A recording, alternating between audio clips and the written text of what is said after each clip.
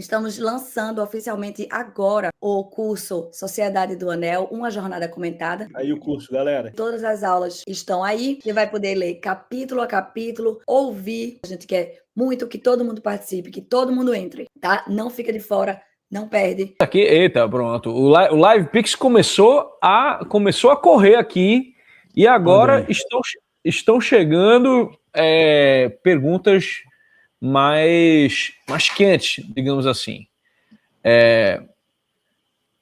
Eu vou ler aqui para não ter que ficar salvando e colocando na tela, tá?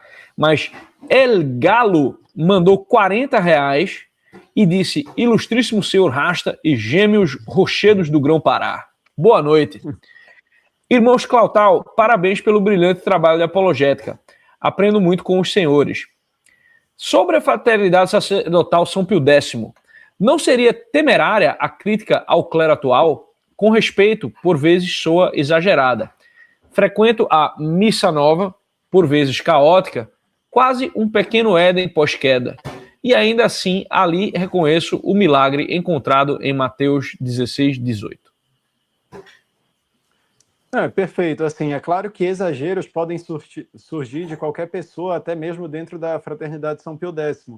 Mas eu acho que eles têm, sim, muitos pontos positivos dentro da crítica deles que deviam ser considerados. Eu não acho certo eles serem tratados como párias da igreja, muito pelo contrário, são pessoas que, de fato, têm uma fé muito grande pela Igreja Católica, pelos dogmas da Igreja Romana e também pelas prerrogativas do Romano Pontífice. Eu não acho justo, com a fraternidade, eles serem negligenciados, serem tratados como cismáticos fora da igreja.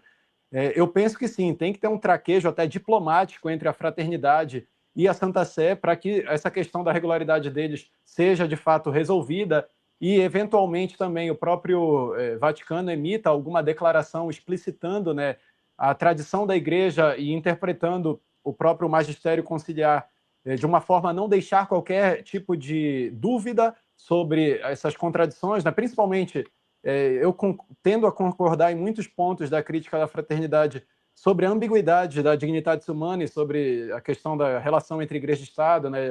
Sobre a questão da liberdade religiosa em si.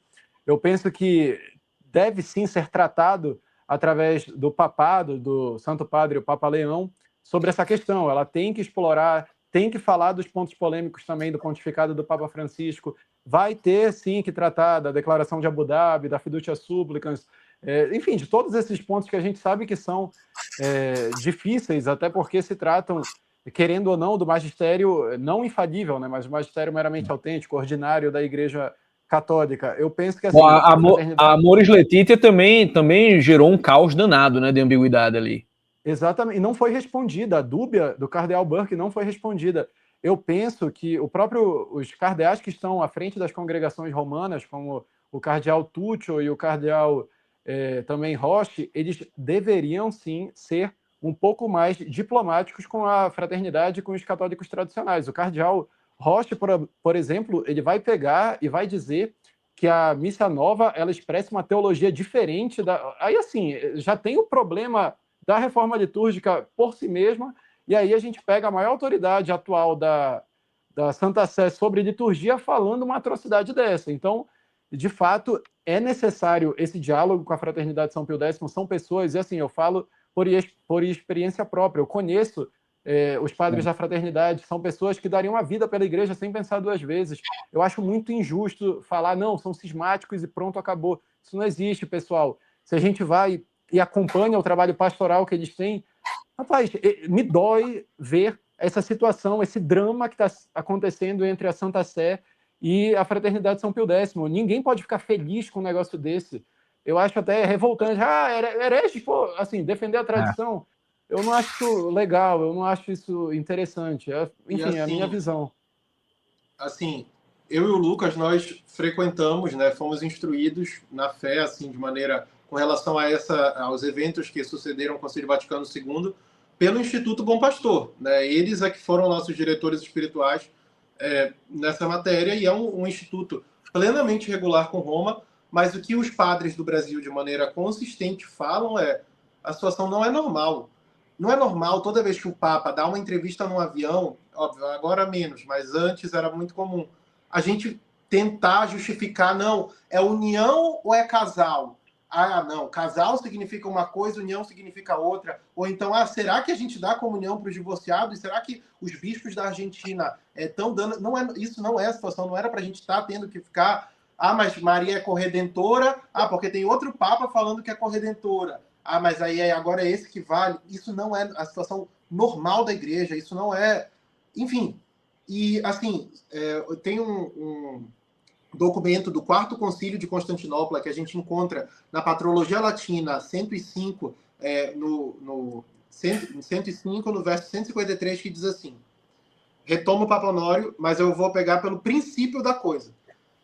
É uma declaração que o Papa Adriano II fez no Sínodo Romano de 869 e que foi incorporada às atas do Quarto Concílio de Constantinopla. Nós lemos: embora Honório tenha sido declarado anátema pelos orientais após sua morte, deve-se entender que ele foi acusado de heresia, a única causa pela qual é permitido aos inferiores resistir às ações errôneas de seus superiores ou rejeitar livremente suas opiniões perversas.